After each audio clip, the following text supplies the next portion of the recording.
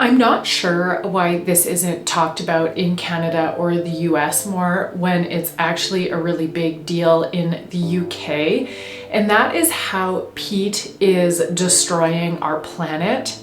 Actually, come to think of it, I do know why it's not talked about in Canada, and that is because Canada is one of the biggest extractors of peat globally. And so it's really important to not bring it up because, of course, there's an entire industry that's making sure that we don't talk about this. The concept of peat in our soil, in our pots sold at the greenhouses, and everything related to gardening, to me, is one of the biggest things that I'm the most passionate about. And that's because peat isn't required for us to be growing any of our vegetables. And so why are we even digging it up? Especially considering peat has such a major impact on climate change. And as gardeners, I've said this before and I'm gonna say it again, we rely on nature in order to garden. So if we aren't taking care of the planet, then how are we ever gonna be able to grow food in the future? So as gardeners, we are one of the biggest stewards to the land, and we need to be taking care of it properly. What is up? My name is Bree from Urban Gardening Canada, and I garden in Ottawa Zone 5. And today I wanted to take you through how to make your own peat-free seed starting soil, so that way you can ditch peat, become more eco-friendly, and be able to build your own soil so you know exactly what you're using to grow your vegetables. One of the benefits of making your own seed starting soil is that you can start seeds at any time of the year. So I have some seeds in that green tray back there that are already starting. But if I went to any type of garden center like a Home Depot or a Rona or Lowe's, I probably won't find any seed starting mix yet. And that is a really big hindrance on me getting seeds started early, because these stores follow a very specific schedule. But as a gardener, I know that there's a lot of things that I could be starting early. And so being able to make your own seed starting soil means that you don't have to rely on the schedule of a big box store, and you can build your own. Not only that, but you get to ditch peat, and I am telling you, ditch peat. Don't get peat in your seed starting mix. Don't buy peat moss in a bag, and try and avoid your bag soil as much as possible that has peat in it. Although it is super difficult to do in North America right now, but the more of us that are looking for peat-free options, then we'll be able to start changing the industry, and they'll be able to provide us with peat-free options. If they can do it in the UK, then they definitely can do it here. Okay, so I am going to put timestamps in this video so that way you have a choice on what you want to do. So the first thing I'm going to do is talk about the different reasons why you want to be peat-free, including what seed starting soil even is. And then in the next portion of this video, I'm going to take you through all of the different ingredients and describe them to you so you understand exactly what you're putting into your seed starting mix. And at the end of this video, I am going to give you the recipe to make your own seed starting mix, and I'll even show you how to put it together. So you can check out those timestamps and choose what interests you the best, but I recommend watching this entire video because, of course, you are going to learn so much. So as we get into today's video, I just wanted to know, have you heard about peat being an environmental issue? If you wanted to leave it in the comments below, I would love to hear what you've heard, or if this is new to you, or why you're even choosing to try and go peat-free for this garden season. Let's start off with a very good beginner question, and that is, what is seed starting soil and how is it different than your bag soil? And so most bag soils that you buy contain a lot of nutrients, but seeds don't need any nutrients in order to grow because they actually contain everything they need inside of that seed to be able to sprout. And so seed starting mix is a nutrient-free mixture, and it should hopefully come without any type of bacteria or pathogens and be a sterile mix. But of course, that's not a guarantee. If you've ever gotten a soil mix that has fungus gnats or aphids in it, you can clearly tell that it was not that sterile of soil. Or if you've ever had damping off, which is an issue where you have seedlings one morning and the next they're dead, that's also for pathogens in the soil. And so seed starting soil should be sterile, and it has no nutrients in it, and that's what the recipe that I'm going to give you today includes. And so it's going to have a lot of those basic ingredients that you see in a store-bought seed mix, but you'll be able to produce it yourself. Okay, so the next question is, why is the bagged soil from the garden center bad for the environment? Or why is it bad for your plants? And the truth is, it's not really bad for your plants unless they come with pathogens or insects in it, because getting fungus gnats in your house is insanely irritating. But bagged soil is bad for the planet for 2 reasons. Number 1, it comes in a plastic bag. Don't love that. And number 2, it comes with peat in it. And as I'm going to get into it, you'll realize that peat is so damaging on the environment, and it's generally the number 1 ingredient in your bagged soil because of where peat comes from. It's really good at holding in moisture, which is great for growing your seedlings. But the reality is that you can grow without peat, and it means that you can be less harmful on the environment if it's not a necessary ingredient. Okay, so the next question is, what is peat? Let's get into that. And so peat is actually being extracted from wetlands and bogs.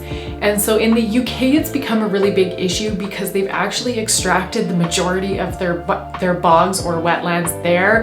And so they're realizing the consequences of losing these ecosystems. And so the reason that peat is so good at retaining moisture in your garden, in your plant pots, or in your seedlings is because it came from a wetland where it was always naturally wet and moist in the area. Peat comes from that. And so what happens is that plants die and they decompose in these wetlands, and they build multiple layers, and that is where our peat is coming from.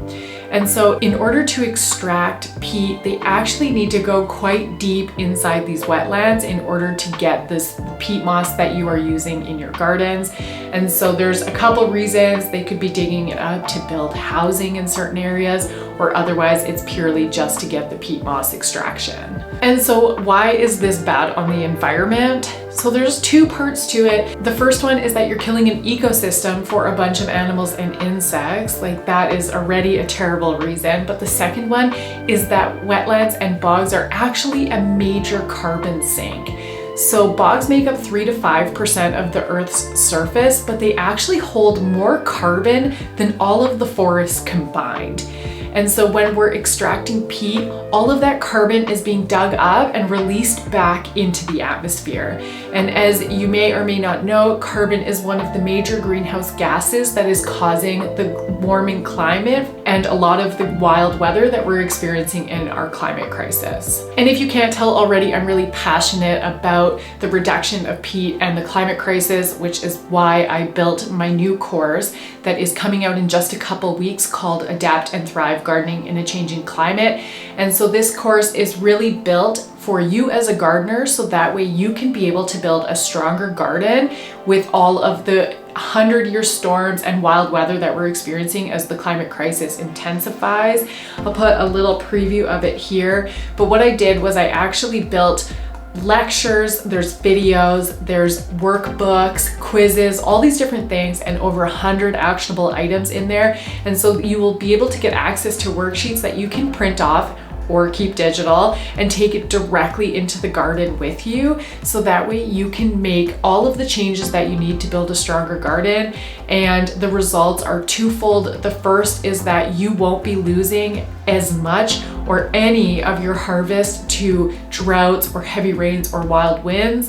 And the second thing is that you're going to be a stronger gardener that has a more eco-friendly footprint in the garden, because of course there are so many pitfalls in the gardening industry that you can fall into that make you not eco-friendly or not sustainable. And so this course combines the 2 of them to help you build a stronger garden while also being able to reduce your footprint and become a more eco-friendly gardener.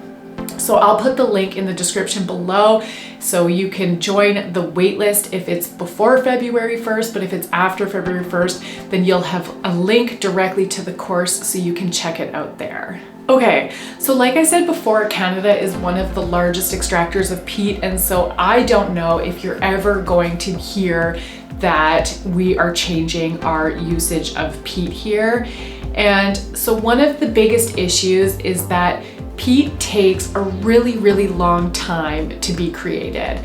And so peat bogs are actually like multiple meters deep, and they come in 3 different layers with your living moss on the top. and then your oldest dead peat moss is on the bottom. And so a lot of these extraction sites are actually digging like multiple meters down in order to extract this peat moss. And the biggest problem with that is that the length of time to create this peat versus how deep they are extracting the peat moss, it can't keep up. So we're extracting it at a speed faster than it's reproducing, which in definition means that it's a non-renewable resource. And so that's a major issue. And on top of that, it can take up to 40 years for a peat bog to stop releasing carbon once it's been extracted. 40 years. And so there are some websites out there and they will talk about how they are regenerating peat bogs or it is a renewable resource, but you really have to check on who is writing this website and who they are backed by, because the reality is peat bogs are not regenerating at the right speed that we're extracting it. And again, 40 years of carbon release, that's a big deal. And so if you haven't determined it on your own already, the question might be, why should you care? And I've talked about this already, that we as gardeners are stewards of the land. We are here to make our place better than how we got it. We want to leave a mark, and we want it to be a mark that we've done something good. You want to build up your soil health naturally. You want to be able to support the pollinators and the biodiversity that exists in your land and your area.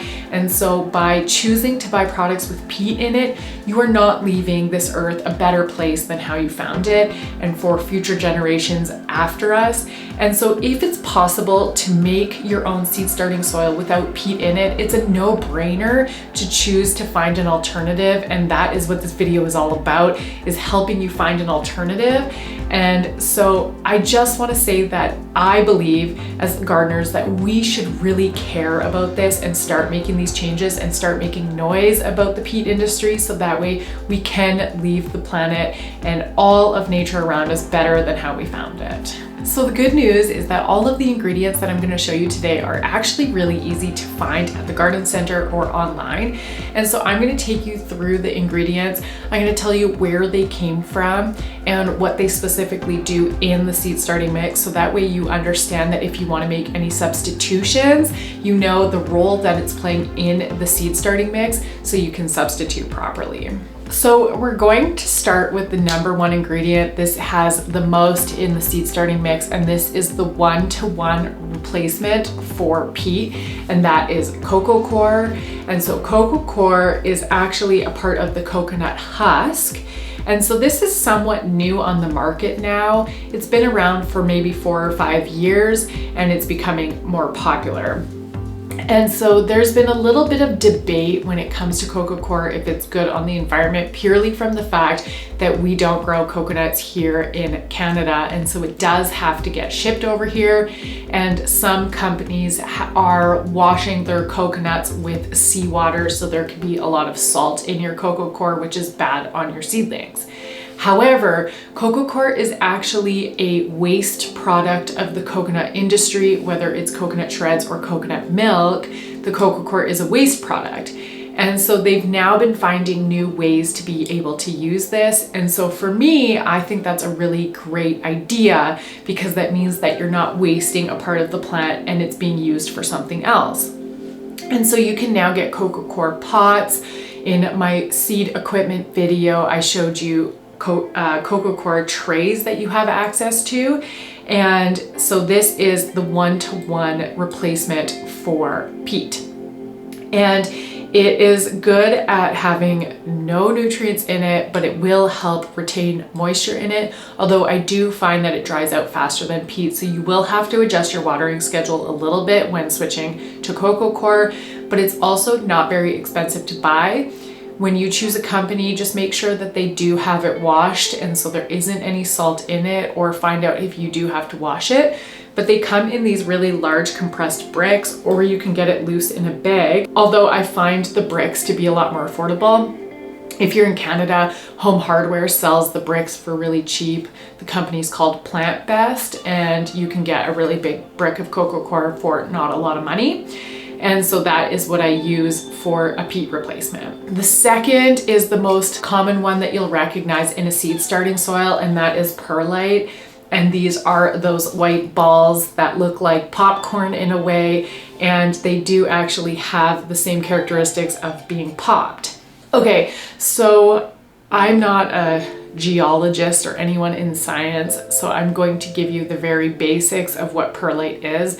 But perlite is actually a volcanic glass called obsidian, which I think there's a lot of movies or TV shows out there called obsidian, and I think it's a really cool word. But anyway, so what this is volcanic glass that gets heated to a really high temperature. And when it does get to that high temperature, that's when it pops, just like popcorn, and turns into the perlite that you know it as. I don't know if they still use it, but at one point ceiling tiles, those white ceiling tiles for acoustic ceilings, were built out of perlite. So it looks somewhat familiar from that perspective too. But this is used in your seed starting mix specifically to create gaps in your soil and airways, so that way your roots of your seedlings are able to move around in the soil and are able to grow very healthy. So because perlite is a volcanic glass, and we are talking about renewable resources, I do want to mention that perlite technically is not a renewable resource, but we haven't breached anywhere near our stores of this volcanic glass. And so for now, we aren't doing anything where we're reaching our limits when it comes to perlite. But I did want to mention, since this is a video about climate change and natural resources, that again, this is not a renewable resource. So the good thing about perlite, super easy to find online, not very expensive, and so this is another great addition. And so this one for me, I wouldn't sub this out with another option. I would just use this. You can get it on Amazon or anywhere in a garden center. They will have bags that just say perlite on them, or you can get them in bulk at farm stores if you have access to any type of country or farm store. I was able to buy a like 75-liter bag of this when I was producing a ton of it, and it was maybe $1 a liter, so it doesn't cost very much. And so I really recommend not substituting this one out and using this one. Okay, so next up on the list is vermiculite. And so this comes in a couple different shapes. You can get it in the large pieces like you can see here, or you can get it as a powdery dust. So vermiculite is also mined from the earth. It has aluminum, iron, silicate, and magnesium in it. And this has a neutral pH, which is really important for your gardening. And so the purpose of vermiculite is to hold moisture in your soil. So there are a few different ways that you can use vermiculite in your soil because of its ability to retain water.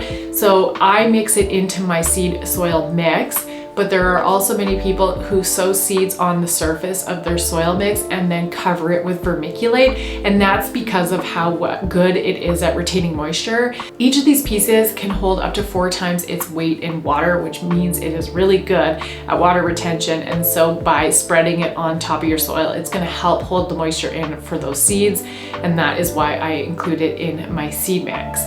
The only thing with vermiculite is it is more expensive. And so if you're looking to find a way to make your seed starting mix more affordable, then I would recommend keeping the vermiculite in there, but reducing the amount of it that is in your soil. You'll just have to change your watering schedule to help hold more moisture into your soil if you are gonna lower how much of this is in there. And similar to perlite, you can find this at most garden centers, online, or in your local farm store if you have one near you. But again, this one will be maybe 2 times more expensive than perlite depending on where you are, or 1.5 times more expensive. And so you'll just want to budget accordingly for that. So the final ingredient in this seed starting mix, and the least amount that you're going to be adding, is some type of nutrients. And so this could be compost, manure, or worm castings. I prefer to go with worm castings because they have a more balanced nutrition in it, and it's not as strong as manure, which it can be very high in nitrogen, which isn't necessarily good for your seedlings. And so I always add in worm castings into my mix, and that's because I don't upgrade my plants super quickly. So they do need to have access to nutrients before I pot them up into a stronger seed mix. I actually have a worm bin, so I'm going to be harvesting my worm castings from my worm bin this season, which I'm super excited to be doing. So that way I can get rid of my compost from my kitchen, turn it into soil, and reuse it to grow new vegetables this year. It's a really great way to have the whole cycle at home. And so again, this is really the smallest amount that you're going to be putting in. And you can take this mix and turn it into a potting soil mix too, not just a seed starting mix. And when you do that, the difference will be just changing the ratio of your cocoa coir and your worm castings or your other nutrition in it. So that way you get more nutrition and less of the cocoa coir. But for today's video, we're just going to be doing the seed starting mix. And so you can get worm castings from, it's actually becoming really popular now being sold, but there is, again, if you're in Canada, you can get it from Home Hardware. There's a brand called Pure Life that I like to use it from, or you can get it from anybody in your area if they actually sell worms or sell worm castings. I did have a local person in Burlington when I lived there who would sell it to me by the yard, which was really cool. And this is a really important addition, so that way it buys you a little bit of time so your plants don't die if you don't upgrade them super quickly. Okay, so we finally made it to the recipe portion of this video. So I'm going to show you how to mix all of these different ingredients up so that way you do get your own seed starting soil. I have some already in here for you to look at. And so I will show you what portions you need of each of them and how to mix it all together. I think one of the most important things is that I wear a mask when I'm doing this, so I really recommend you do too. It doesn't have to be a fancy mask, just a blue surgical mask is really good because it gets really, really dusty and you can just feel it in your airways as you're doing it. And so I really recommend wearing a mask when you mix it together. Okay, so to make this recipe, you need to get a bin. And so of course the bin size depends on how much you're planning to make, but this recipe makes 17 cups. So make sure that your bin is about double that size so you have space to stir it and you're not spraying soil all over the place. And so the first thing you need to do is with your cocoa coir, if you are doing it from a block, you'll need to rehydrate the block and separate all of that out. But if you're doing it from a bag that is already in its powder form, then you can skip that step. But the main thing is that your cocoa coir needs to be in that loose format in order to make this recipe. Super simple. You're just gonna take all of the ingredients and put them together in the bin and mix them up, and that is it. And so this recipe uses 8 cups of cocoa coir, 4 cups of perlite, 4 cups of vermiculite. But again, vermiculite is expensive, so if you want to use less in order to go further, you can reduce it down to 3 or 2 cups, and then 1 cup of worm castings manure or compost. And this one you can play around with too. I sometimes will add in more worm castings into mine because I am so slow at upgrading my pots. I do want to add a little bit more nutrition in there. You're not going to burn your plants from too much.